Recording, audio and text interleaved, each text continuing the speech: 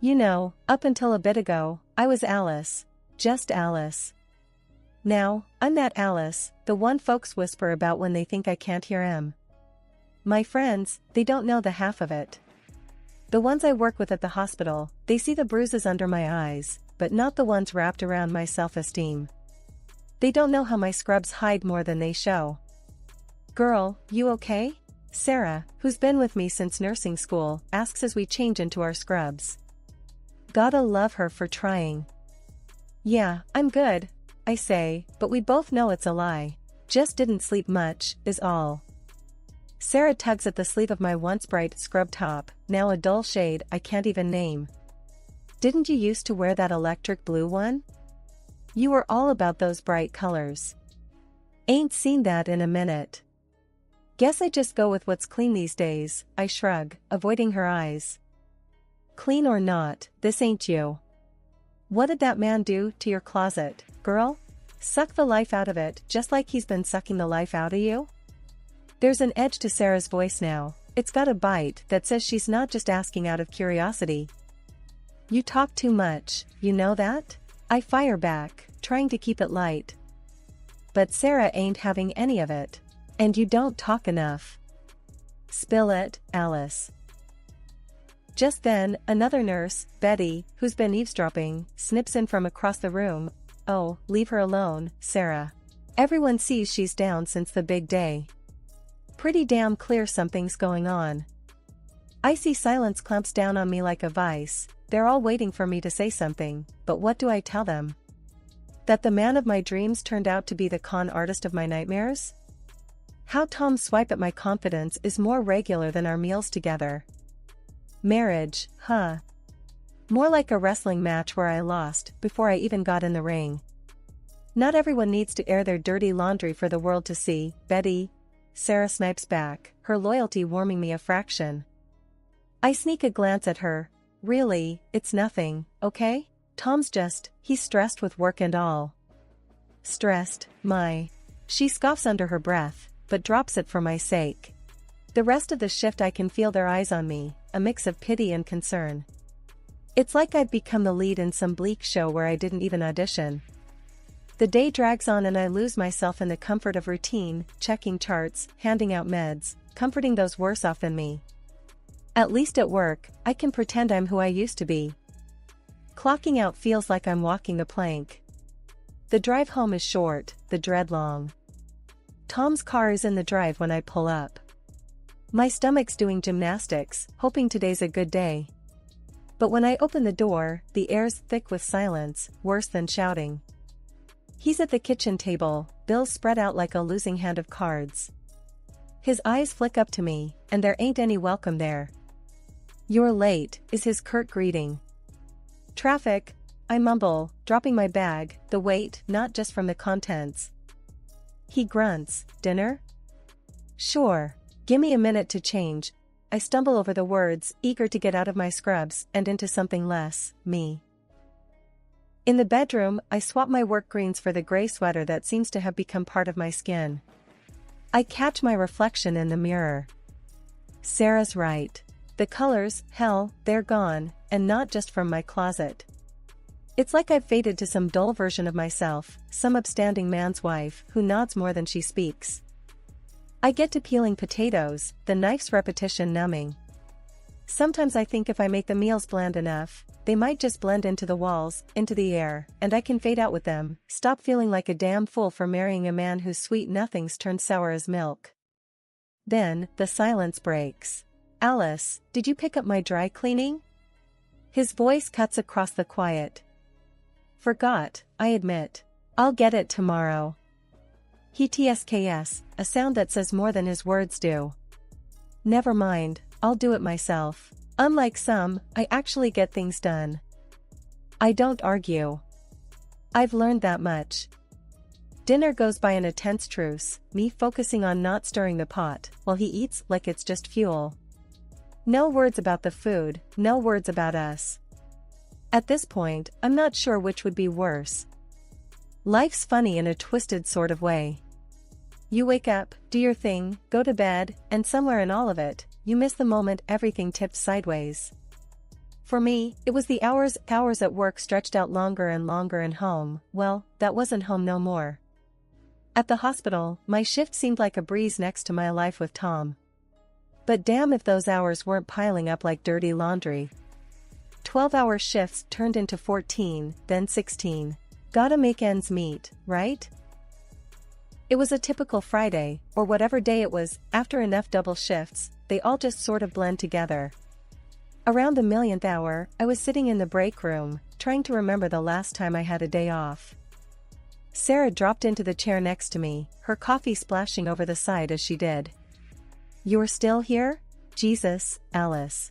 You plan on just moving in?" I tried to smile, but it felt like doing a pull-up after an all-nighter. "The bank doesn't cash in smiles, Sara."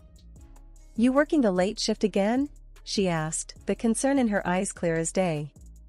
Wringing my hands, I just nodded. "Tom thinks we need the extra cash. Bills and all that." Sara's brows furrowed. "Not like he's bringing in any prizes with his job. When do you two even talk?" The break room felt too small right then.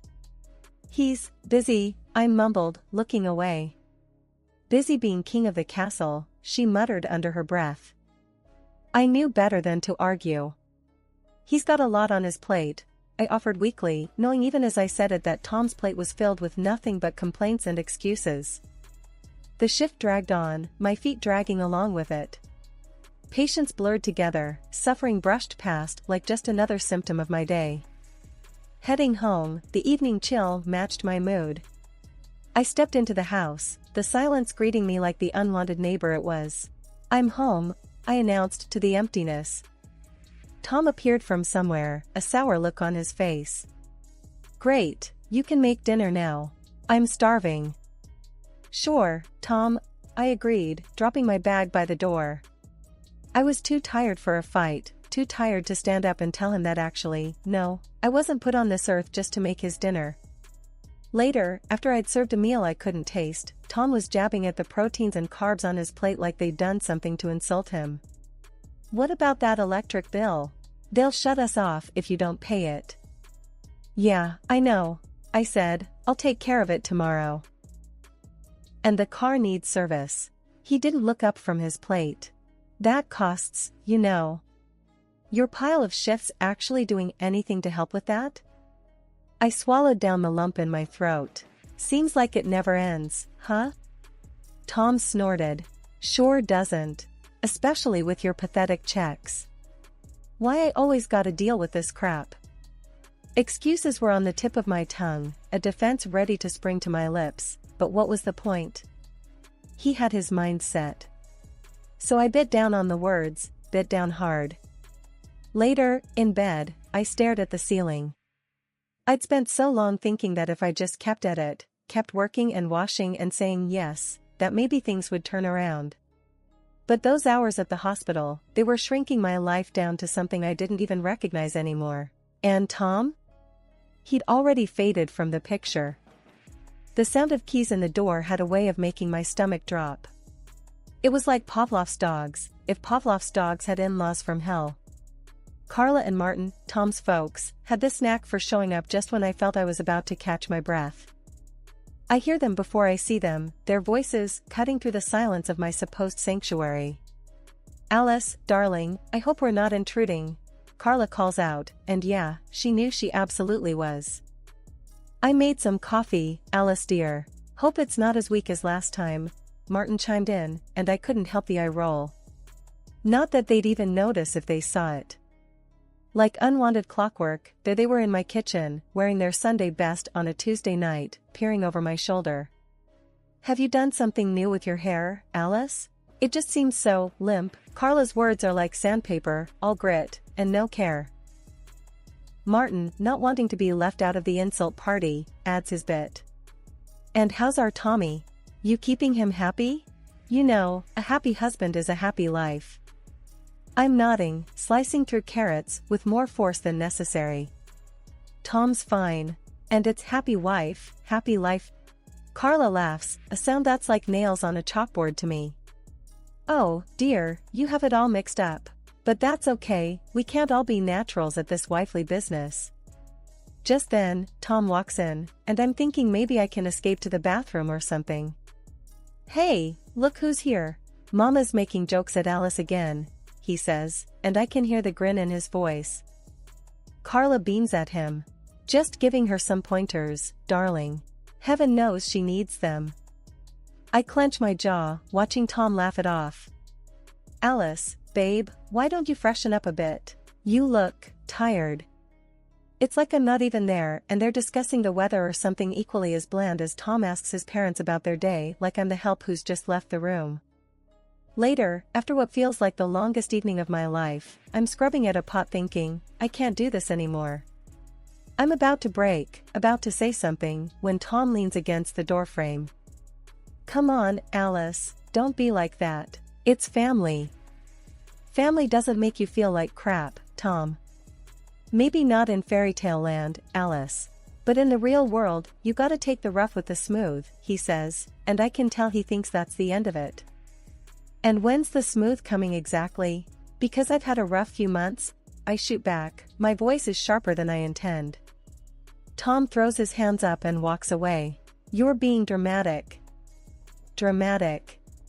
That word bounces around my skull as I lie down on the couch because the bed feels like it's on another planet right now. Is it dramatic to want some peace?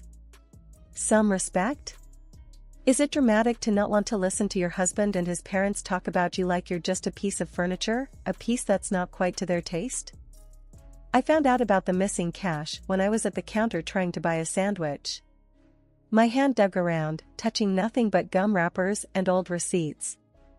Back home later that day, I cornered Tom in the kitchen. Sink piled high, air thick with silence. "Tom, did you borrow cash from my bag?" He didn't even pause, stacking dishes with a clatter. "Yeah, I needed it." I took a breath, counting to 10. Didn't help much. Needed it for what exactly? He shrugged, a casual lift of shoulders that didn't match the tightness in his voice. "Stuff. Men's stuff, you wouldn't get it." "I wouldn't get it or you won't tell me?" I snapped, tired of dancing around. He turned then, eyes hard. "What's it to you? It's our money, Alice.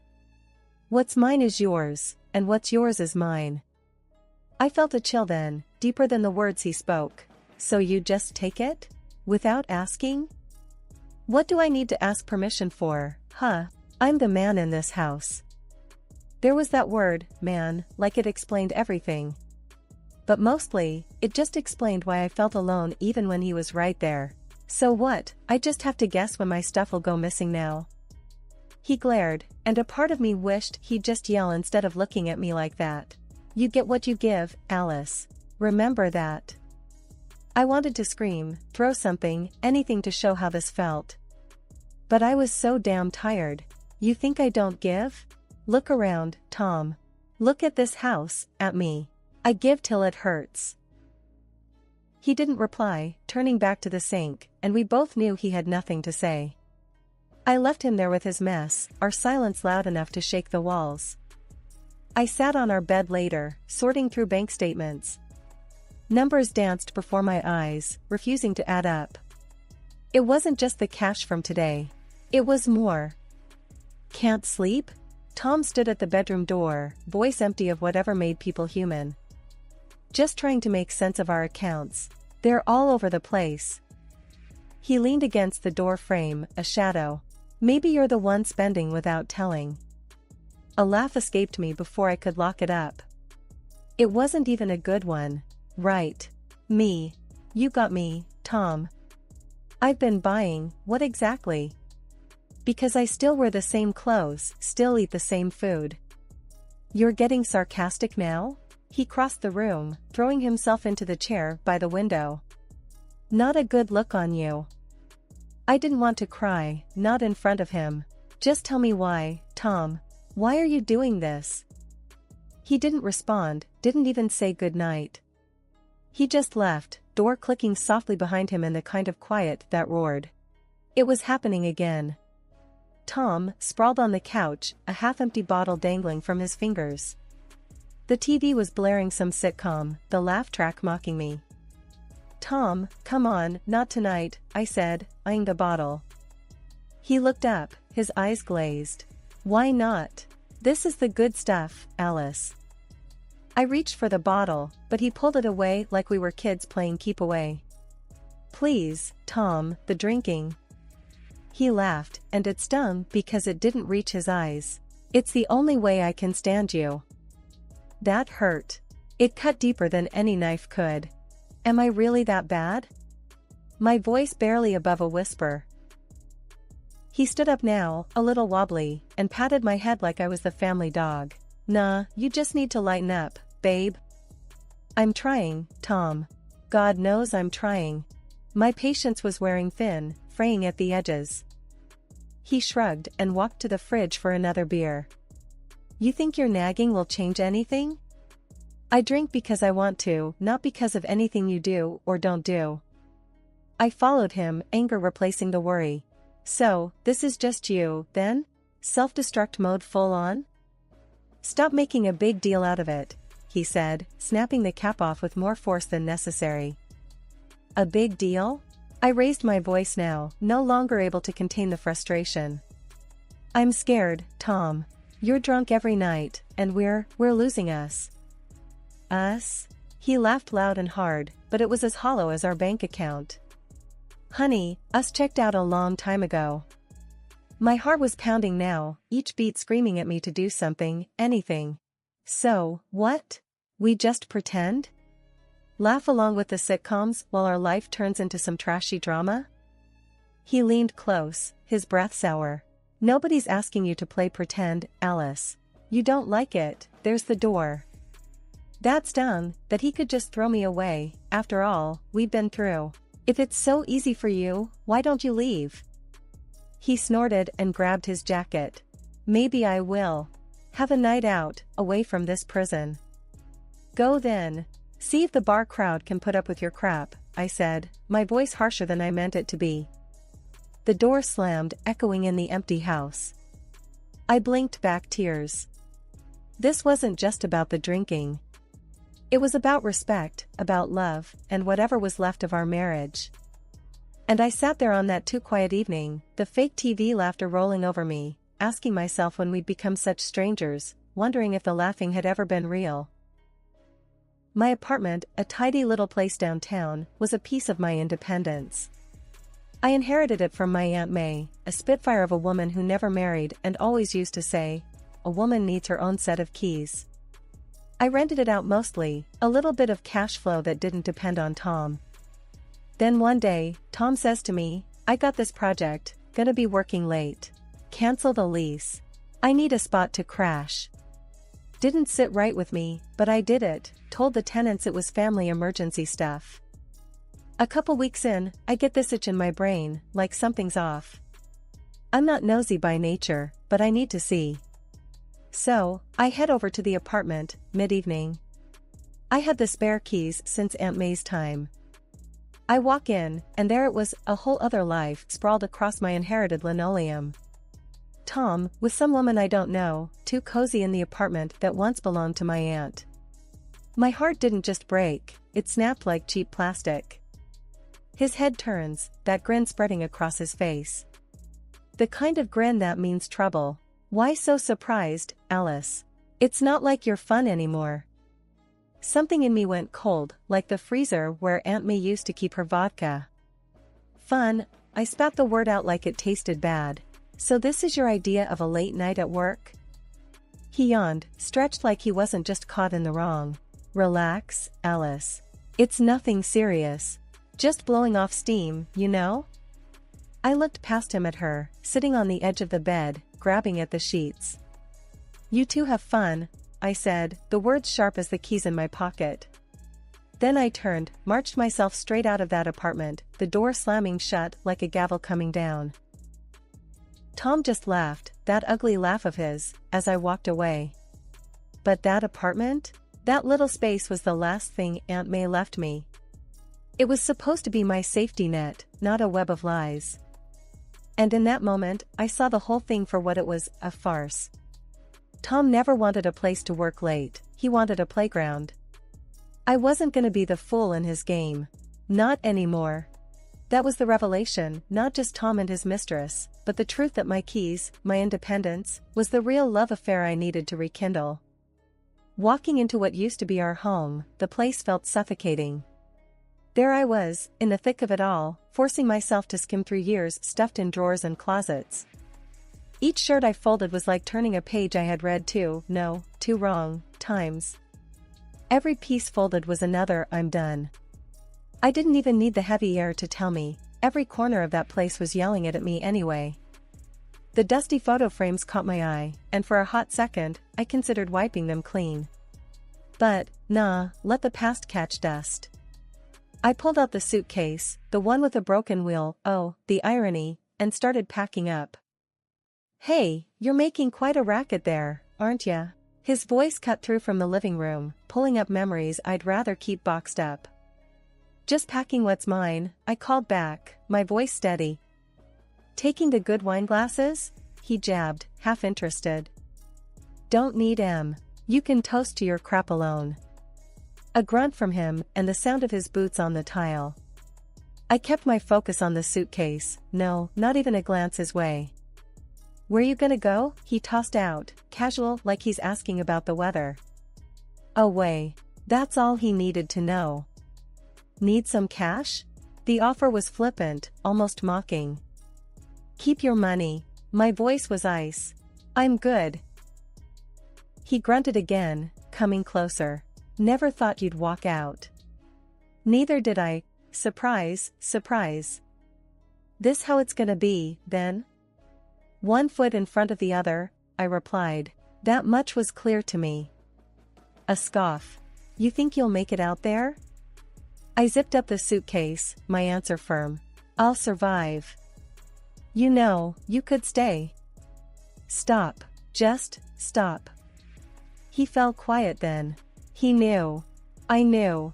This was overdue. The suitcase full, I snapped it shut. That click was louder than any door slam. I dragged the lopsided luggage behind me, the wonky wheel tapping out my exit rhythm. The silent exodus, no dramatic goodbyes, no audience to my leaving. Just me. Just like it was gonna be from now on. 2 years had gone by when my past decided to make a comeback. I had just emerged from the hospital with spring in my step when I saw them. Tom, looking like a kicked dog, and his mom, who always had a word or 10 to say, hovered near the entrance like dark clouds. "Alice," Tom broke out, sounding like he owned the place, which was rich, considering the mess he'd left me in. "We need you back." The audacity hit me first, then the laughter. It bubbled up, before I could even think to stop it. His mom chimed in, wringing her hands like she was washing the world's guilt off them. "It's terrible. We're drowning in debt, and after his dad's stroke, we need someone to take care," she rambled. Tom straightened up and said, "I'm willing to forgive you and let you come back." His words came out like he was doing me a favor. I could only laugh. I laughed till tears threatened the corners of my eyes, not of anguish, but a release of something heavy, a chain of the past falling off. That's when a man's voice cut through the tangle. "Everything okay here?" We all turned. It was Ian, standing there, our little girl cradled in his arms. Her cheeks were rosy, her eyes curious, untouched by the mess, just a few feet away from her. "This is my husband, Ian," I said with pride in my voice that echoed firm and true. "And our daughter, Lily." The shock on Tom and his mother's faces could have powered the city for days. My life had moved on while they'd remained stuck, playing reruns of a show no one wanted to watch again. Tom's mouth opened and closed, no sound coming out. His mom looked like she'd swallowed a wasp. The difference from 2 years ago struck me then, how much standing there meant. It wasn't about who I stood beside, it was about who I stood as. Stronger, surer, and wrapped in the kind of joy that doesn't fade. I steered Ian and Lily away from the demands, the debt, away from a history that could only ever be just that, history,